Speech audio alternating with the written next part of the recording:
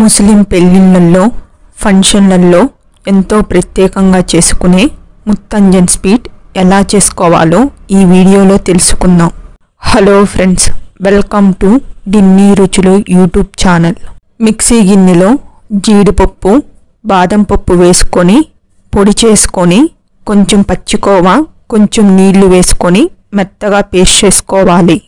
Stove మీద బాండిల్ పెట్టుకొని 3.5 spoon నెయ్యి వేసుకొని వేడైనాక బాదం పప్పు, జీడిపప్పు దోరగా వేయించుకోవాలి.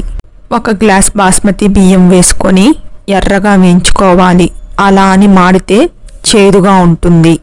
బియ్యం ఉడికేంత నీళ్లు పోసుకొని మెత్తగా ఉడికినాక ముందుగా కాగబెట్టిన పాలు వేసుకొని కొంతసేపు మూత పెట్టుకొని ఉడికించాలి. ముందుగా చేసుకున్న పేస్ట్ని వేసుకొని గెంటితో బాగా కలుపుకొని మిక్సీ గిన్నెలో కొన్ని నీళ్లు వేసుకొని అవి బాండిల్లో వేసుకోవాలి. మూత పెట్టుకొని 10 నిమిషాలు ఉడికించాలి. రుచికి సరిపడినంత చక్కెర వేసుకొని బాగా కలుపుకోవాలి. స్టవ్ ఆఫ్ చేసుకోవాలి, లేకుంటే పాలు విరిగిపోతాయి.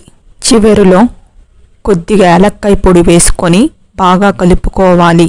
అంతే ఫ్రెండ్స్, ఎంతో రుచికరమైన ముత్తంజన్ స్వీట్ రెడీ.